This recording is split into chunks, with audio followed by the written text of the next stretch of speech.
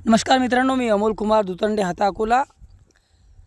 मित्रांनो, आपण सांगितलं होतं की किमान 8 ते 9 तारखेपर्यंत विशेष मोठा पाऊस नाही, पण 8 पासून महाराष्ट्राच्या दक्षिण जिल्ह्यांमधून लातूर, मराठवाडा म्हणजे लातूर, सोलापूर, कोल्हापूर, नांदेड, वाशिम, पुसद आणि विदर्भाचे दक्षिणलगत भाग इकडे सुरुवात होईल। त्या हिशोबाने आणि पूर्वेकडून सुद्धा आता 8 पासून आज सुरुवात होताना दिसत आहे। वादळी पाऊस आहे, मेघगर्जनेसह, कुठे जोराचा, कुठे मध्यम, ते कुठं अति तीव्र जोराचा सुद्धा असू शकते, मात्र तो सार्वत्रिक नसतो। मात्र ही इंटेन्सिटी पावसाची अचानक तापमान वाढलेलं आहे, गरमीचं प्रमाण अत्यंत जास्त आहे आणि ह्युमिडिटीची लेवल यावेळेस इन्क्रीज होते अशा पावसामध्ये।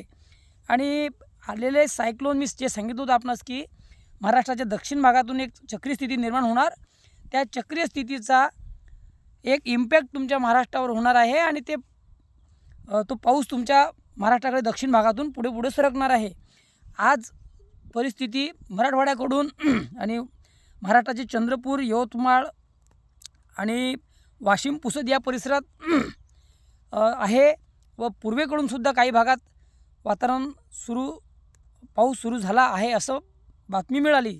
त्यानुसार तुम्ही आजपासूनच सतर्क व्हा। ज्याही भागात काढणी सुरू होईल त्यांनी पटापट आपली काढणी करा। सध्याच्या स्थितीत आपण बघून घ्या मित्रांनो की किमान चंद्रपूर, आदिलाबाद, पुसद, नांदेड या परिसराच्या आसपास काही भागात वातावरण हे सक्रिय झालेलं आहे आणि काही ठिकाणी पाऊस सुरू झालेला आहे। नागपूरच्या सुद्धा उत्तर भागात आज उत्तरेकडील जिल्ह्यामध्ये पाऊस सध्या चालू आहे अशी बातमी मिळालेली आहे। मात्र सध्या सार्वत्रिक पाऊस नसून मात्र चंद्रपूर, आदिलाबाद, वाणी, उमरखेड, पुसद, यवतमाळच्या परिसरात आज नक्कीच वादळ वाऱ्यासह पाऊस पडणार आणि याच्यात विजांची सुद्धा तीव्रता असते, कारण उष्णता अत्यंत जास्त आहे, गरमीचं प्रमाण वाढलेलं आहे। आणि अमरावती, अकोला आणि राहिलेला बुलढाणा परिसर, इकडे आज अमरावती, अकोला तरी विशेष प्रमाण अत्यंत तुरळक असेल, मात्र पावसाची इंटेन्सिटी आपल्याकडे 10 पर्यंत येणार आहे। 9 ते 10 जवळपास महाराष्ट्रात पाऊस पोहोचणार। 10 पर्यंत उत्तरेकडील जे उत्तर महाराष्ट्र आहे, जळगाव, खान्देश, धुळे, नंदुरबार, नाशिक, इकडे सुद्धा 9 आणि 10 ॲक्टिव्हिटी वाढणार आहे आणि आजसुद्धा ॲक्टिव्हिटी आपल्या भागात आहेच, मात्र सध्या प्रमाण कमी जास्त आहे। हलक्या मध्यम सरी ते जोराच्या सरी काही वेळासाठी पडू शकतात। त्यामुळे आपण सर्वांना विनंती आहे की आपण आपली जे काही काढणी असेल, जे काही तुम्हाला काम करायचं असेल ते सुरक्षिततेने करा आणि शक्यतो तेवढा लवकर आपल्या सोयाबीन असो, कापूस, वेचणी असो ही उरकती घ्यावी। खास करून महाराष्ट्राच्या उत्तरेकडील जिल्ह्यांमध्ये पावसाचं प्रमाण हे 9 आणि 10 नंतर वाढ होईल, मात्र 10च्या आधी वेळ मिळताच काढणी करा। 9-10 राहीलच फक्त प्रमाण आणि इंटेन्सिटी आणि जे एक प्रमाण असते व्याप्तीचं ते कमी जास्त राहील। मात्र 9-10 आणि पुढे सुद्धा 15-16 पर्यंत आणि जवळपास महाराष्ट्रात पावसाचं 17-18-20 तारखेपर्यंत आहे।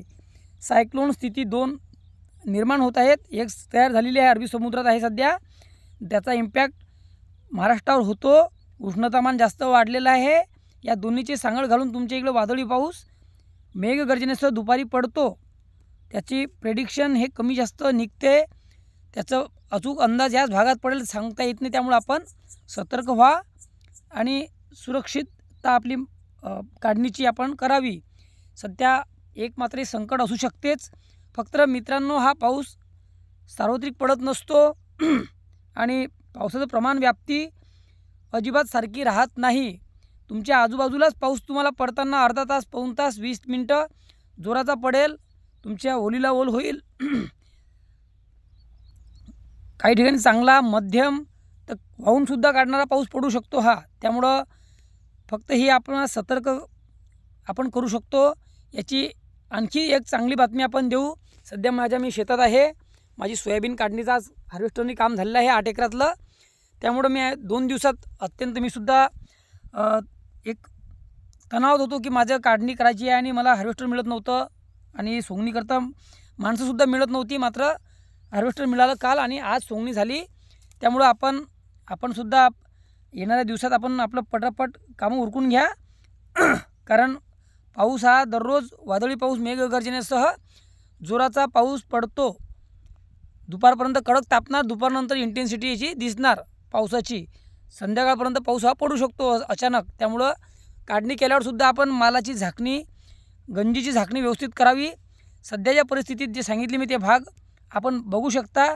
तिकडे पावसाची आज सुरुवात होत आहे आणि कुठे कमी, कुठे जास्त, कुठे फक्त नुसता हलक्या सरी पडून तो पाऊस निघून जाईल. मात्र रोज असा वातावरण निर्माण होईल मित्रांनो. त्यामुळे आपण सतर्क असावं. बाकीची अपडेट मी नंतर देईल. धन्यवाद. आणि थोडक्यात मराठवाडा आणि पश्चिम महाराष्ट्रात सांगतो की हा सर्वात जास्त पाऊस मराठवाड्याच्या खालच्या 4 जिल्ह्यांमध्ये, परभणी, हिंगोली, नांदेड, लातूर ते बीडपर्यंत, आणि पश्चिम महाराष्ट्रात म्हणजे सांगली, सातारा, कोल्हापूर, सोलापूर, पुणे इकडेसुद्धा चांगला पाऊस होईल. कोकणपट्टीसुद्धा चांगला पाऊस आहे. म्हणजे जास्त पाऊस यांच्याच भागात आहे. खास करून विदर्भात दक्षिणेकडच्या जिल्ह्यांना थोडंसं सरसं माप, झुकतं माप राहील आणि उत्तरेकडील जिल्ह्यांना पावसाचं प्रमाण मध्यम ते सरासरी म्हणजे एक 25-30 कुठं 20 मिलीमीटरचा पाऊस 8-10 दिवसात आहे. त्यामुळे आपण आणखी करेक्ट अपडेट आज रात्री किंवा उद्याला देऊ. धन्यवाद. आणि मित्रांनो, या येणाऱ्या 10 ते 11 किती इंटेन्सिटी राहू शकते आपल्या भागात आपण प्रत्यक्ष बघून घ्या. 11 तारखेपर्यंत तुमच्या भागात किती पाऊस पडणार आहे जिल्ह्याच्या आसपास बघून घ्या. ते आकडे म्हणजे तुमच्या इथं मिलीमीटर तेवढा पाऊस राहील. आणि कारण आपल्याला आज वेळ नाही आहे त्यामुळं क्षमा असावी. आपण आज थोडक्यात बघून घ्या. पुढील हा 10 ते 11 म्हणजे 9, 10, 11, 12मधील पाऊस आहे. थोडंसं 9 तारखेपर्यंत इकडे पावसातली इंटेन्सिटी कमी आहे. उत्तर महाराष्ट्र आणि अकोला, बुलढाणा, अमरावतीपर्यंत. आता 10पासून वाढ होईल. सर्वच ठिकाणी पाऊस तो पोहोचेल. तोपर्यंत मराठवाडा, इकडे पूर्व विदर्भ इकडे पाऊस आहे. लातूर, नांदेड इकडे पाऊस आहे. 12 तारखेपर्यंत तुमच्या सर्व ठिकाणी हा पाऊस 11-12पर्यंत येणार आहे. त्यामुळे सावध होऊनच माल काढणी करा. जवळपास 15-16 तारखेपर्यंत किती पाऊस पडणार आहे हे सुद्धा आपण बघून घ्या. 16 तारखेपर्यंत अशी परिस्थिती तुमच्या भागात राहू शकते ज्यामध्ये आपणास दिसत आहे की हा पाऊस नाशिकपासून ते पश्चिम पूर्ण मध्य महाराष्ट्र, उत्तर महाराष्ट्र, पश्चिम महाराष्ट्र, कोकणपट्टी आणि सोलापूर, कोल्हापूर, मराठवाडा, लातूर, परभणी, नांदेड, बीड इकडेसुद्धा पाऊस आहेच. त्या जे नंबरिंग दिसत आहे आपणास त्या नंबरनुसार तेवढा मिलीमीटर पाऊस तुमच्या भागात होण्याचे चान्सेस आहेत. त्यामुळे तुम्ही आपल्या कामाची काळजी करा, घाई गडबड करा आणि आपले काढण्यात आलेले पीक सुरक्षित करा मित्रांनो.